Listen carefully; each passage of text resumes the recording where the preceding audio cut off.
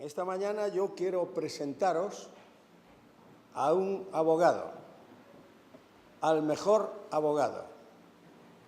Y antes quiero iniciar el mensaje con una ilustración.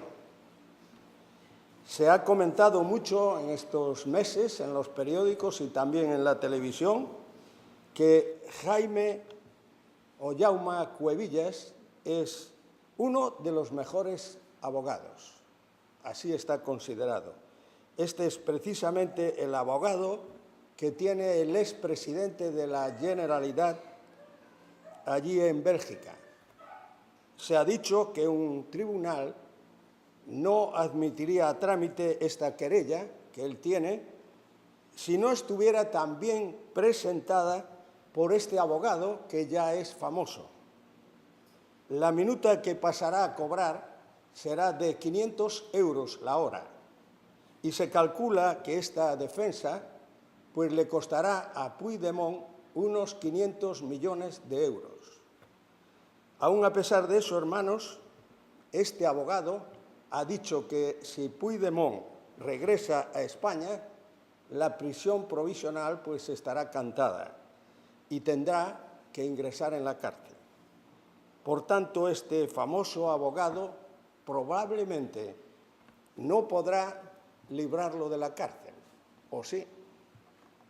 En esta mañana, hermanos, yo quisiera que me acompañarais a una lectura que nos va a presentar quién es el mejor abogado que tú o yo podamos tener. Primera Juan, capítulo 2.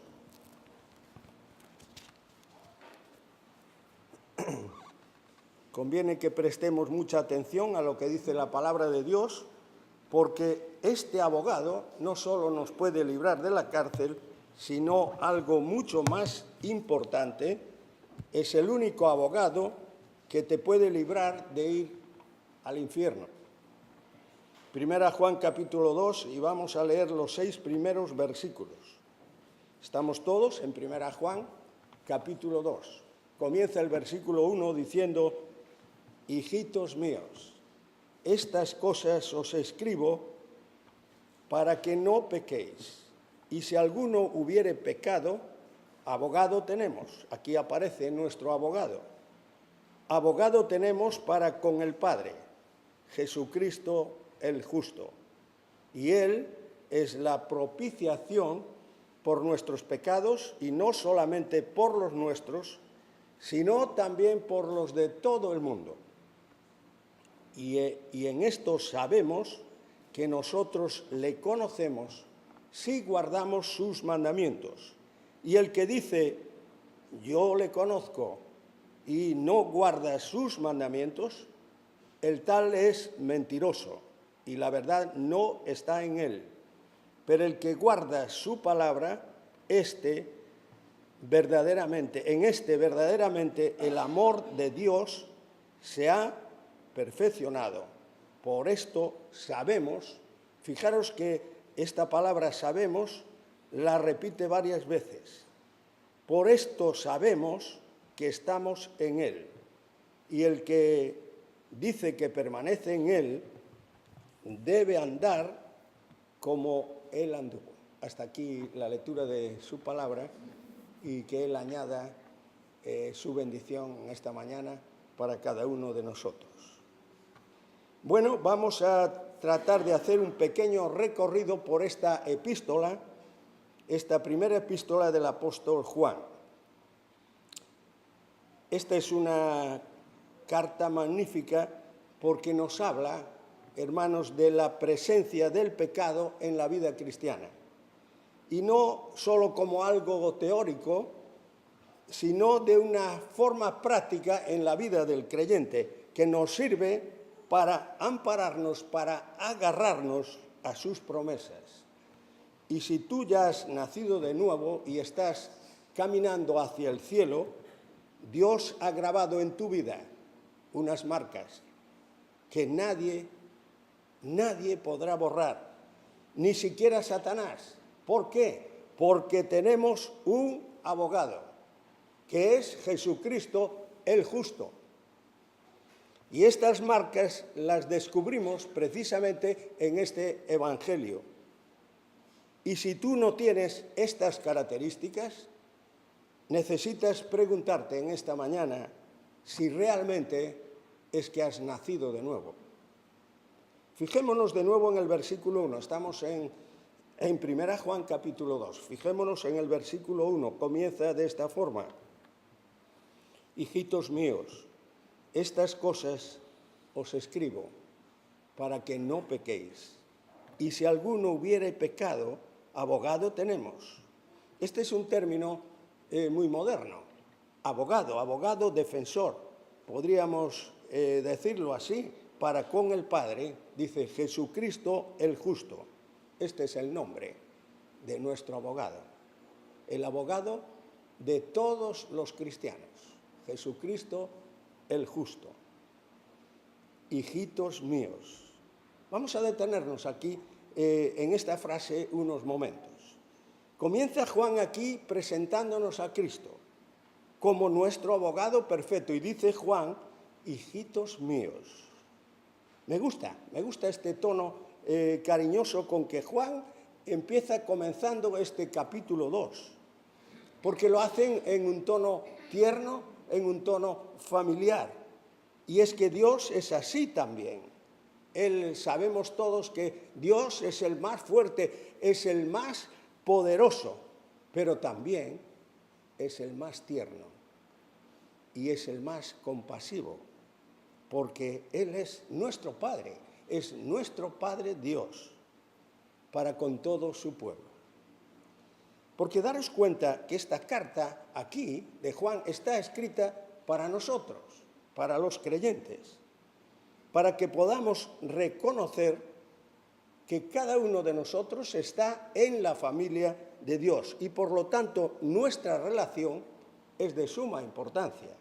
Necesitamos tener una relación constante con nuestro Padre Celestial. Hijitos míos, dice aquí, estas cosas os escribo para que no pequéis. Observad que este versículo no dice que no podamos pecar.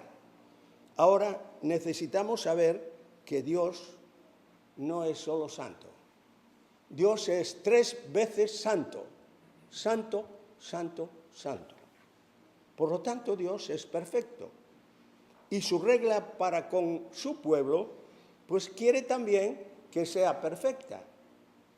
Dice Pablo a los filipenses que el que comenzó la buena obra, la perfeccionará, la irá perfeccionando hasta el día de Jesucristo. Dios quiere, hermanos, que vayamos siendo perfectos. No sería nuestro Dios perfecto, nuestro Dios 3 veces santo, si Él dijera, estas cosas os escribo para que pequéis lo menos posible. No es esto lo que dice aquí, no. Y es que Dios no puede tolerar el pecado en lo más mínimo. Por eso Juan nos presenta aquí a nuestro abogado, porque necesitamos, hermanos, un abogado. No nos queda otro remedio. Ese abogado es Jesucristo el justo. Él es el justo, que muere por los injustos, por nosotros, para llevarnos a Dios. Si recordáis, el Señor Jesucristo ya hizo esto con aquella mujer pecadora que había sido atrapada en el mismo acto del adulterio y le dijo, tampoco yo te condeno. Y a continuación le dice, vete y no peques más. Estas cosas, dice Juan, os escribo para que no pequéis. Cristo es nuestro abogado para con el Padre.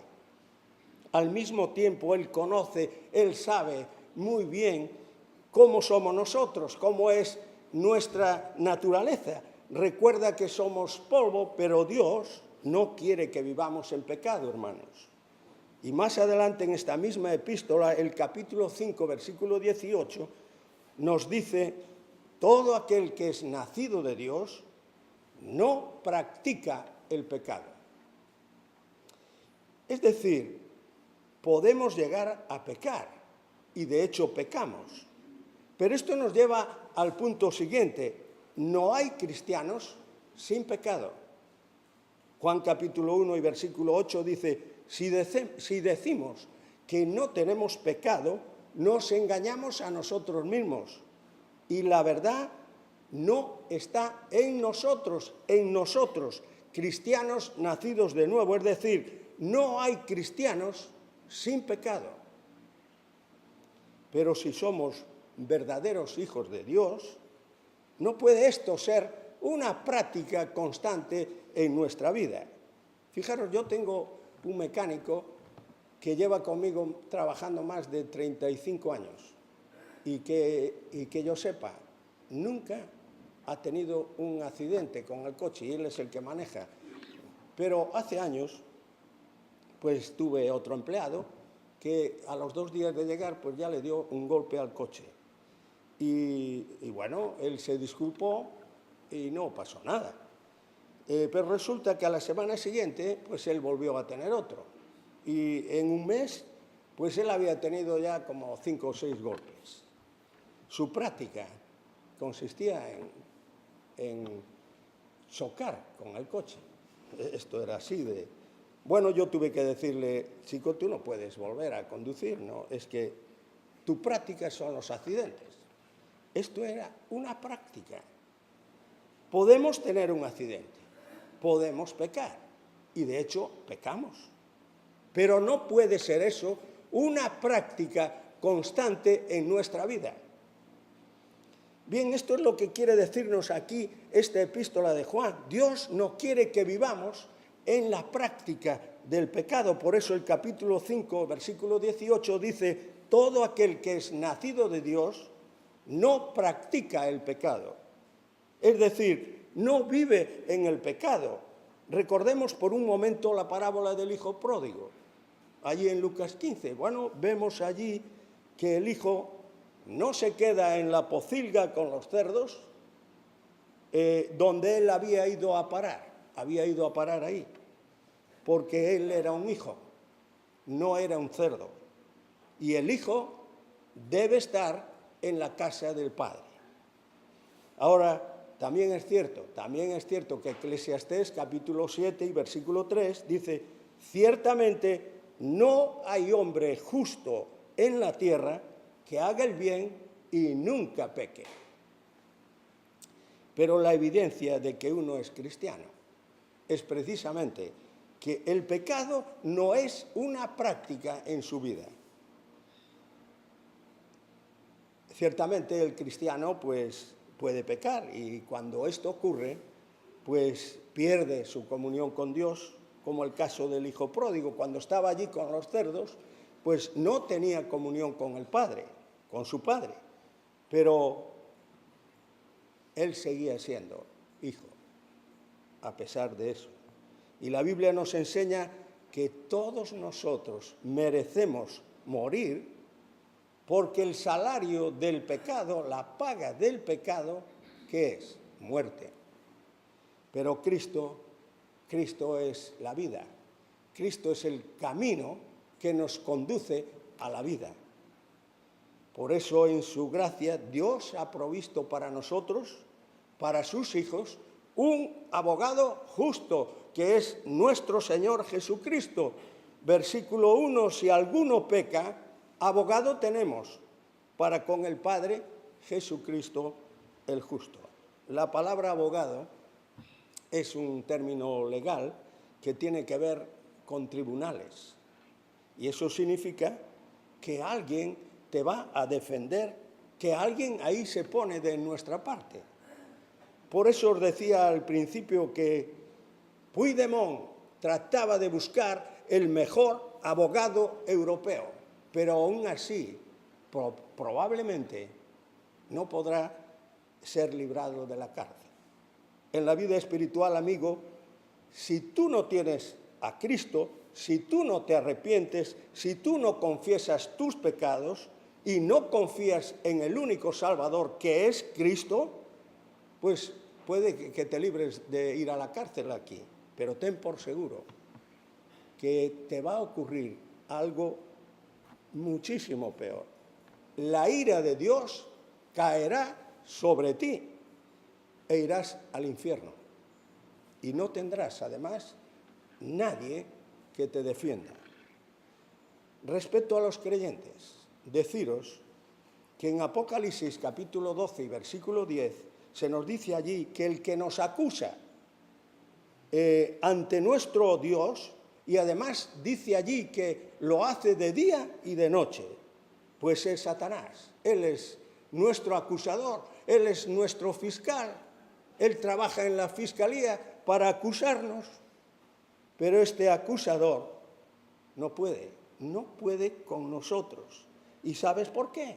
Porque nuestro abogado es mucho mayor, es mucho más importante, y esta realidad además está sustentada, que es lo bueno, en la palabra de Dios. Y nos da esto seguridad, nos da una sensación de paz y de tranquilidad. ¡Qué maravilla! Cristo es nuestro abogado. Fíjate lo que dice Romanos capítulo 8. Capítulo 8 y versículo 33 y 34. Dice allí, ¿quién acusará a los escogidos de Dios? Si Dios es el que justifica, ¿quién es el que nos condenará? Cristo es el que murió, más aún también el que resucitó, el que además está sentado a la diestra de Dios. Y fijaros lo que dice ahora, el que intercede por nosotros. Por nosotros. ¿Os habéis fijado? Intercede, participa, interviene, porque es nuestro abogado. Y Cristo, nuestro Señor, que murió por nosotros, interviene. Y Dios, Padre, rechaza cada acusación, porque Cristo es nuestro abogado que ha cubierto con su sangre nuestros pecados. Y fíjate bien lo que dice además ahora el versículo 2 de primera a Juan. Y Él es la propiciación por nuestros pecados. Y no solamente por los nuestros, sino también por los de todo el mundo. Explicaré más adelante lo que esto significa. Él es la propiciación. Como ya dije antes, Juan está diciendo aquí esto y lo está diciendo a los creyentes. Y aquí aparece una de las doctrinas, hermanos, más importantes de toda la Biblia, la doctrina más profunda, que es la propiciación. La Biblia confirma que Dios es santo, pero también establece que el hombre no lo es. Porque cada persona que vive en este mundo ha quebrantado la ley de Dios de tal manera que somos, ¿cómo no?, somos merecedores de la ira de Dios. Es decir, el hombre debe ser sentenciado y castigado a un juicio eterno, a un castigo para toda la eternidad, tal como dice Romanos capítulo 3. Dice, por cuanto todos pecaron, ¿y qué? Están destituidos de la gloria de Dios. Nadie podrá llegar al cielo en base a lo que él pueda hacer, basado en sus buenas obras, ni incluso en misas que te pueden ofrecer después de muerto.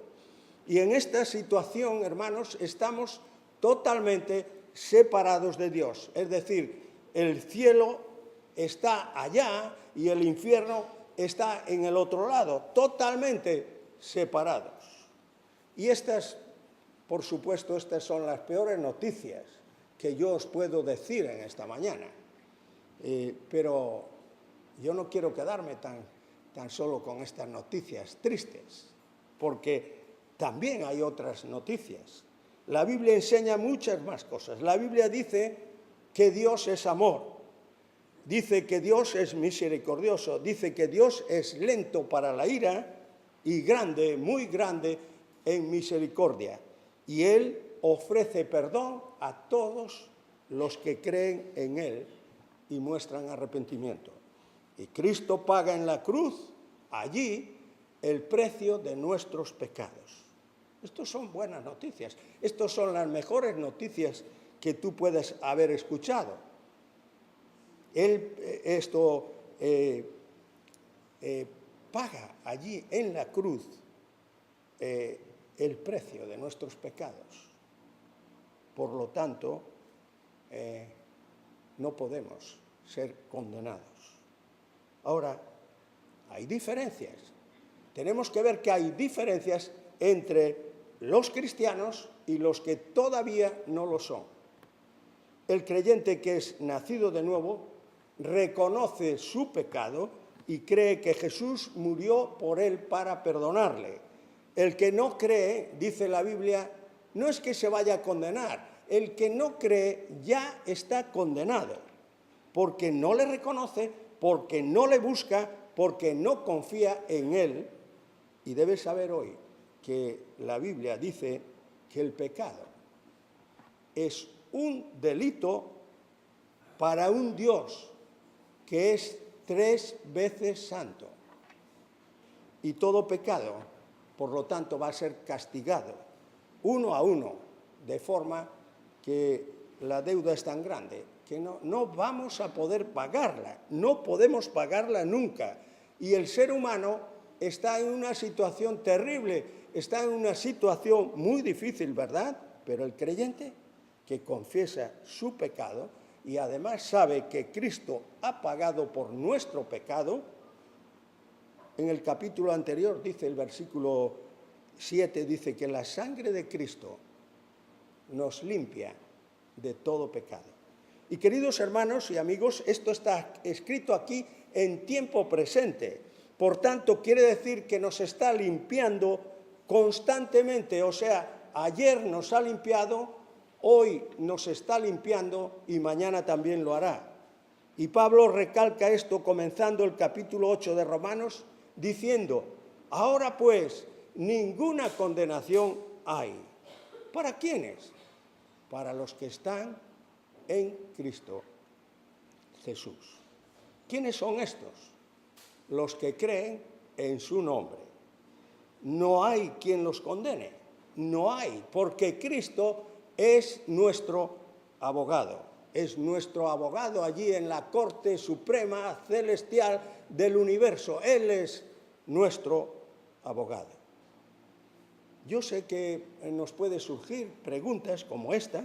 ¿Cómo es posible que Él pueda defender a pecadores como nosotros, que todavía además seguimos pecando? Y esta pregunta aparece contestada en el versículo anterior que hemos visto, donde dice, abogado tenemos que nos defiende del Padre. Y más preguntas, ¿cómo es posible? ¿Cómo es posible que siendo culpables, pues Él nos esté defendiendo a cada momento? A cada momento.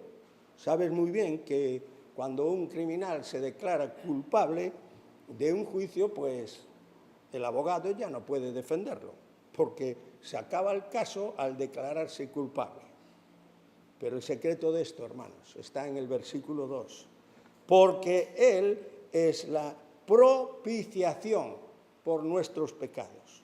Cristo no podría defendernos más si no fuera Él nuestro propiciador. Y voy a tratar de explicarme un poco mejor, porque esta es una doctrina, una de las doctrinas más importantes de nuestra fe cristiana. Propiciación. Lamentablemente, hay traducciones en la Biblia que ya le han sacado esta palabra. Grave error, hermanos. Porque de esta palabra se basa toda una doctrina. Es una palabra poco común, no es una palabra que nosotros usemos en nuestras conversaciones habituales, ¿verdad? Sin embargo, en la Biblia la vas a encontrar un montón de veces. La vas a encontrar con mucha frecuencia y precisamente por esto, pues yo quiero explicarla en esta mañana. Así que vamos a ver 2 o 3 características de esta palabra. Una, ¿qué quiere decir propiciación? Bueno, yo de una forma sencilla, para que lo entendáis de la mejor forma, pues diré que propiciación significa que nuestros pecados pues han sido pagados por el sufrimiento de otro. Por eso Cristo es mi abogado. La palabra propiciación en griego significa apaciguar, calmar y también satisfacer. Eso es lo que significa esta palabra en griego. En el símbolo, era también un símbolo en el Antiguo Testamento, pues la usaba el sumo sacerdote para expiar los pecados suyos y también los de todo el pueblo. Y simbolizaba, hermanos, lo que iba a venir, que sería ya no un sacrificio simbólico, porque no solo iba a cubrir los pecados, sino que iba a quitar los pecados de todos los que creen en él. He aquí, dice Juan, he aquí el Cordero de Dios que quita el pecado del mundo. Ese era Cristo Jesús, nuestro gran abogado, que fue el que satisfizo, fue quien aplacó la ira de Dios contra nosotros. ¿Y cómo lo hizo? Muriendo en la cruz y siendo nuestro sustituto. A veces cantamos, uno hay que tomó mi lugar en la cruz, aunque yo fui indigno pecador. La propiciación requiere, hermanos, un sacrificio que satisfaga a Dios. Esto es la propiciación. Y la iniciativa, hermanos, la iniciativa parte siempre de Dios, porque la salvación viene del cielo a la tierra. La salvación no es algo que parte del hombre hacia Dios. No es cierto eso. Es Dios quien se ha preocupado de nuestra salvación. Es Dios quien toma la iniciativa. Es Dios quien provee el Cordero, su Hijo, Jesucristo. En esta misma carta de Juan, en el capítulo 4 y versículo 10, dice aquel texto, en esto consiste el amor. No en que nosotros hayamos amado a Dios, sino en que Él nos amó a nosotros y envió a su Hijo. Y fíjate lo que dice ahora. En propiciación, envió a su Hijo, en propiciación por nuestros pecados. Ahí está el secreto. Y de Dios, es siempre de Dios quien parte la iniciativa de la salvación. Y es el mismo Dios, hermanos, quien la provee también. En segundo lugar, la propiciación es necesaria. Y vamos a explicar esto. ¿Qué necesidad, podemos preguntarnos, qué necesidad tenemos de la propiciación? Bueno, yo debo explicarme. Nosotros hemos ofendido a Dios, ¿correcto? Y no solo eso, seguimos ofendiéndolo y pecamos contra Dios. Por lo tanto, necesitamos ser castigados. Y la ira de Dios cae sobre nosotros, como ya dijimos antes, pues todo pecado tiene que ser castigado. La justicia de Dios tiene que ser satisfecha. No hay otra solución. Tiene que ser satisfecha o sí o sí. Y alguien tiene que pagar. ¿Vamos entendiendo? Y hay que tener claro que esto solo se va a pagar de dos maneras, de dos formas, no hay más. Una, en el caso de los que no creen en Cristo, el castigo se pagará. ¿Cómo se pagará? Lo pagarás con el infierno, si no crees en Cristo. Dos, en el caso ahora de los creyentes en Cristo, esta ira de Dios fue satisfecha sobre Cristo por su gracia, como cantábamos en esta mañana, solo por su gracia, de tal manera que Él tuvo que morir en la cruz, sufriendo allí, en tu lugar y en el mío. Y aplacando la ira de Dios que nos correspondía a nosotros. Lo que quiero decir bien claro en esta mañana es que la ira de Dios va a ser satisfecha siempre. No lo dudéis, no os engañéis. La Biblia lo dice y esto significa que Dios también lo dice. Y este, hermanos, es el evangelio verdadero de la doctrina de la salvación. No hay otro evangelio. A veces predicamos, a veces yo oigo, coger YouTube y lo veréis. Dios te ama. Dios tiene un plan fantástico para tu vida. Un plan maravilloso. Bueno, esto es lindo. A mí me gusta, suena bien, pero no es totalmente cierto. Este evangelio no es el que Cristo predicó. El amor de Dios no se comprende si apartas la ira. Porque la Biblia dice que Dios está airado con el pecador. Y Dios no hace como nosotros, que nosotros cuando nos conviene y cuando hay pecado, pues vemos para otro lado. Hacemos, como solemos decir, la vista gorda, sobre todo cuando nos afecta a nosotros, todavía más, porque nosotros somos seres impíos, caídos, y como tales clasificamos los pecados. Pecados grandes, pecados pequeños, pecados veniales, y así vamos clasificando. Y al mismo tiempo, hermanos, vamos tolerando. Por cierto, los pecados de los demás siempre son mayores que nuestros pecados. Así es como nosotros hacemos. Pero el problema no se soluciona.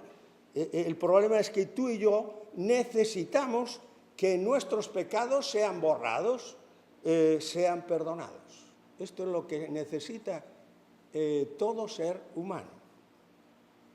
Y la solución está en que Cristo padeció. Y la respuesta es: arrepentíos a Dios y creed en Él. Porque Dios es santo y Dios está demandando justicia. Y la Escritura es claro cuando dice que la paga del pecado es muerte. Es así. No nos confundamos. El evangelio completo es amor, pero también es justicia y también es ira. Y si quieres esto verlo de una forma clara, pues yo te invito a que vengas en estos momentos a la cruz y allí verás que las dos cosas se unen. Por un lado, el amor de Dios. Por otro lado, la ira de Dios.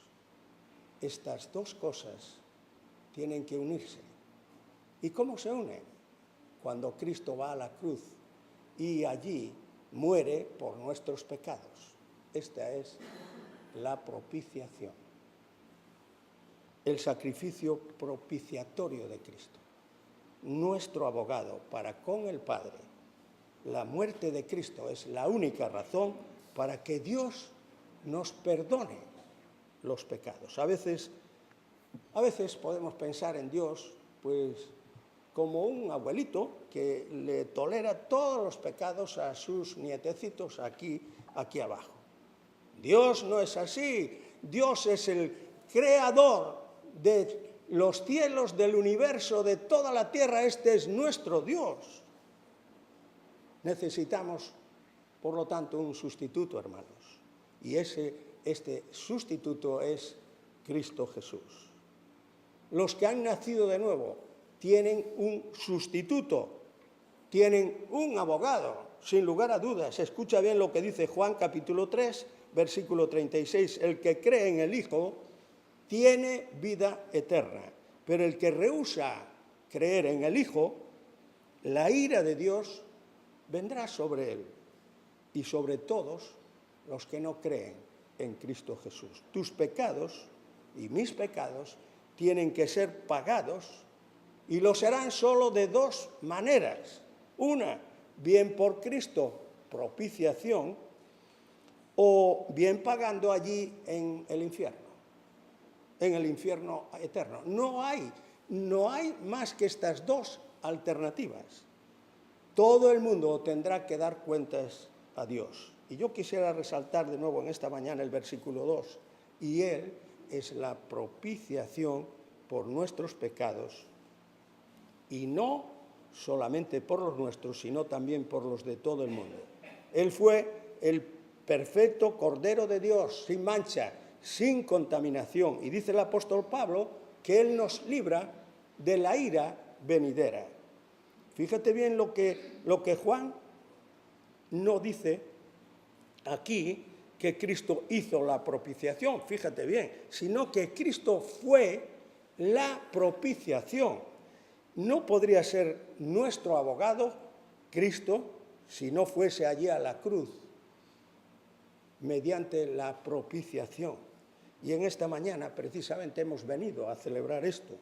Esta es nuestra fiesta. Ahí está la mesa que nos recuerda este sacrificio. Por un lado, como explicábamos, es un amor que no deja la justicia ahí a un lado. Es un amor que no deja atrás la ira, sino que la lleva a la cruz. Pero amigos, esa ira recae sobre Él, sobre Cristo, que es nuestro abogado, el justo. Y recordemos en esta mañana, 2 Corintios capítulo 5 y versículo 21, dice, al que no conoció pecado, dice allí, por nosotros Dios lo hizo pecado para que fuésemos hechos justicia de Dios en Él. Esto fue lo que Cristo hizo por nosotros. La sustitución es una doctrina que aparece siempre en la Biblia, hermanos, desde el Génesis hasta el Nuevo Testamento. Gálatas 3:13 dice que Cristo nos redimió de la maldición de la ley. Él tuvo que sufrir el precio de tus pecados. Fue tu sustituto y también el mío. Romanos 3:24 dice que fuimos justificados gratuitamente. La salvación es gratuita. La justicia nunca puede ser comprada, tiene que ser, como dice aquí el texto, propiciada. Y esto fue lo que Cristo hizo. Finalmente, el reloj, esto no para, pues quiero terminar explicando el final de este versículo 2. Así que vamos a leerlo otra vez. Dice, Él es la propiciación por nuestros pecados. Y ahora dice, y no solamente por los nuestros, sino también por los de todo el mundo. El final de este texto, hermanos, no siempre se ha explicado bien. Así que con humildad vamos a tratar de considerar el alcance que tuvo la propiciación. Dice al final de este texto, versículo 2, y no solamente por los nuestros, sino también por los de todo el mundo. ¿Cómo entenderemos este pasaje? Por los nuestros y por los de todo el mundo. ¿Acaso quiere decir aquí Juan que la propiciación es por nuestros pecados y por los de todo el mundo? Estoy haciéndome una pregunta. Y para que podamos entenderlo bien. Otra pregunta, ¿está diciendo aquí Juan que hay una salvación universal?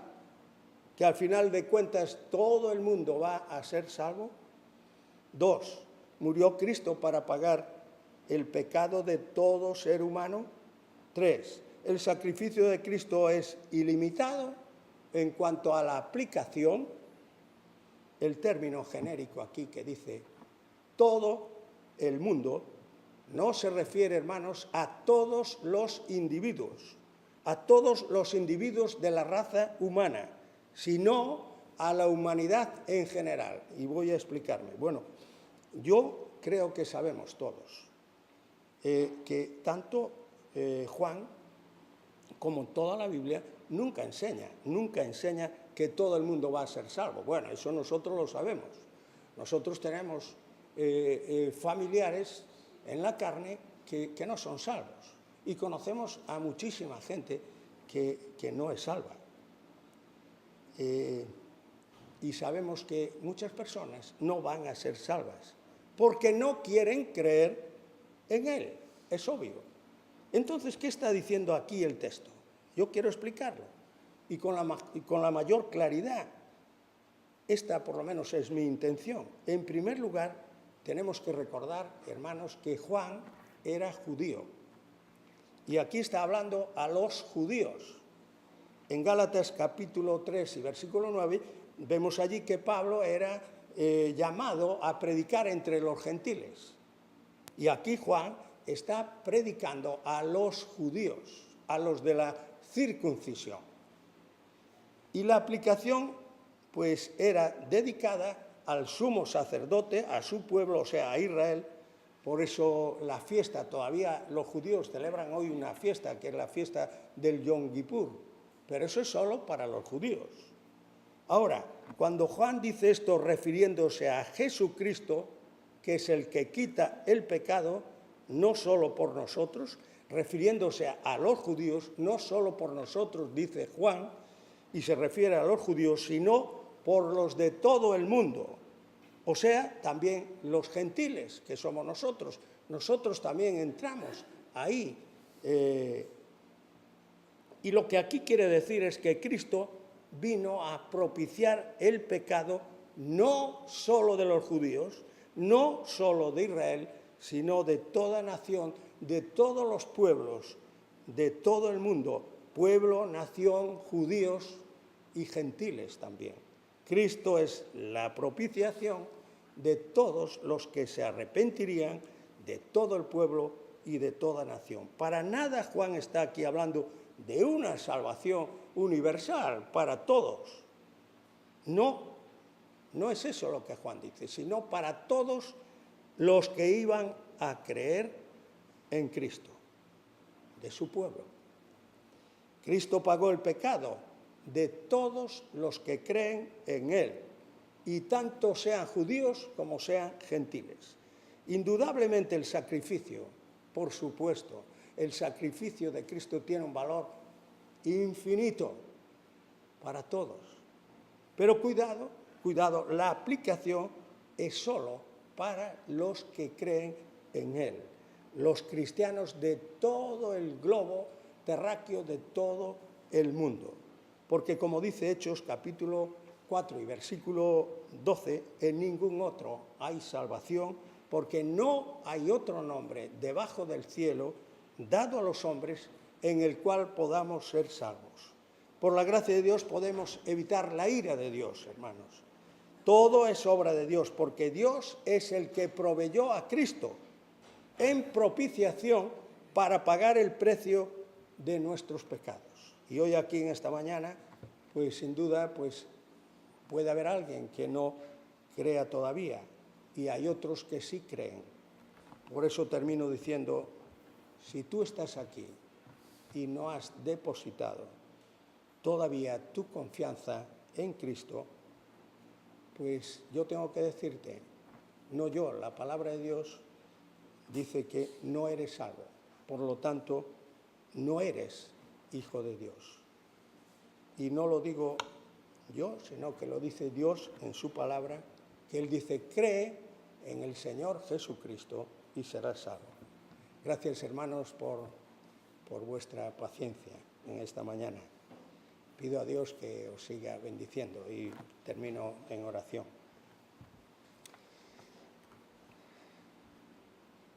Padre Celestial, te alabamos y te bendecimos. Señor, porque tú has provisto para nosotros el mejor abogado que podemos necesitar. El abogado que nos libra de la ira de Dios. Y Señor, en esta mañana queremos agradecerte esto, Señor. Darte gracias por esa salvación tan grande, de tan grande costo para ti y gratuitamente para nosotros, Señor.